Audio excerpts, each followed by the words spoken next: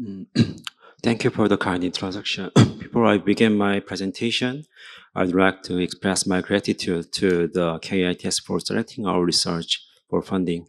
We have planned a study on the long-term outcomes of liver transplantation, specifically focusing on the outcomes and progress factors for LT recipient with post-transplant or lymphoproliferative disease. I'll be presenting in the following order.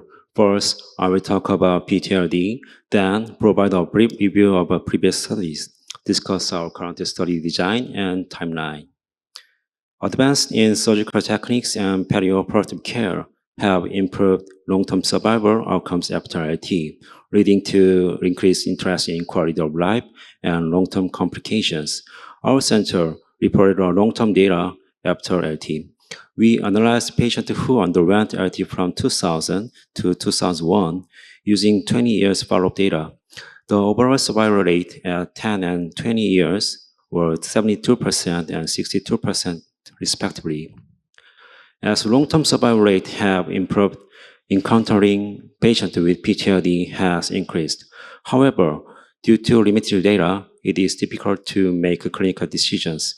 Although the instance of PTLD is low, it can occur even 10 years after transplantation.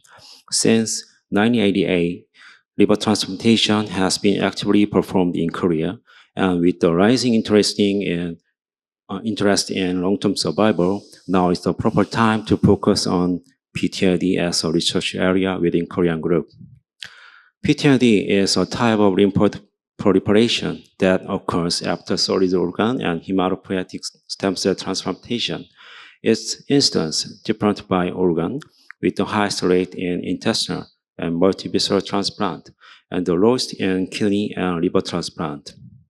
The clinical symptoms are varied, including fever, lymphadenopathy, and gastrointestinal symptoms. PTLD can involve any organ and is usually associated with EBV infection. It is classified into early onset and late onset types according to the time of diagnosis. It is categorized into four types. Monomorphic PTLD is most similar to traditional lymphomas, with diffuse large B-cell lymphoma being one of the most common types.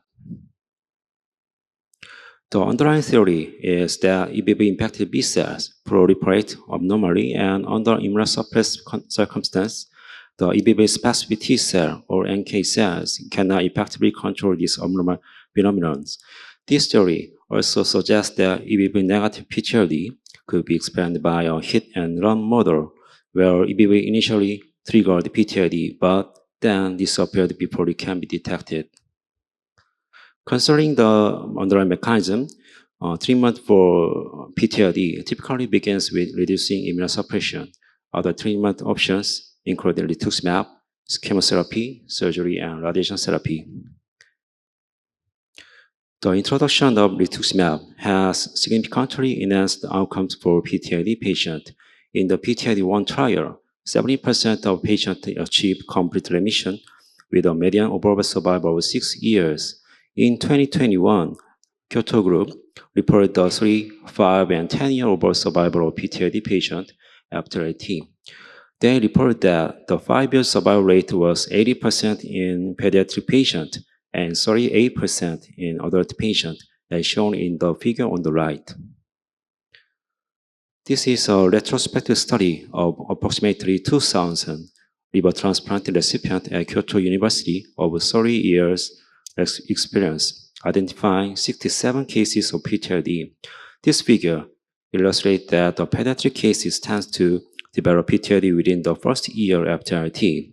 Also, they found that over 18 years old at PTLD diagnosis, having a performance status of 2 or higher, and monomorphic PTLD type are significant prognostic factors. This slide summarizes a paper published in 2006 in AJT from Mayo Clinic, which studied 37 cases of PTLD, only including DDAT recipient.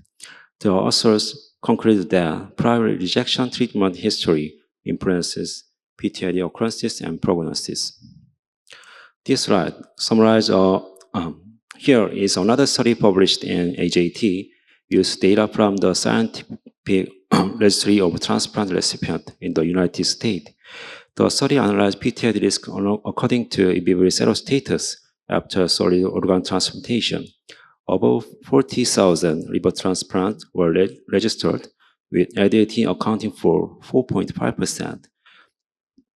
The incidence of PTLD is below 1%. The study found that EBV seronegativity remained significant associated with PTLD occurrence risk. In 2024, please focus on your study plan only. yeah, okay.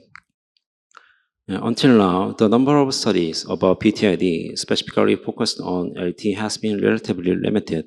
The incidence of PTLD is very low, and no multicenter studies have been conducted in Korea on this topic. In Korea, LDLT is more common than DDLT, so it may result in differences compared to Western countries. Therefore, this study aims to only focus on LT recipients with PTLD and analyze their clinical characteristics and outcomes. The study will be conducted across 6 institutions in Korea, including liver transplant recipients from January 2000 to December 2020, patients with a history of lymphoma, or those who received multi-organ transplant will be excluded. The study will compare early onset PTLD with late onset PTLD. First, we will focus on differences based on the onset time, compare LDLT and DDLT, and analyze outcomes between adult and pediatric cases. Additionally, we will survey the initial PTLD enrollment site, which will help guide clinical diagnosis and examination when PTLD is suspected. Furthermore, we will identify the relationship between EBV serostatus and PTLD.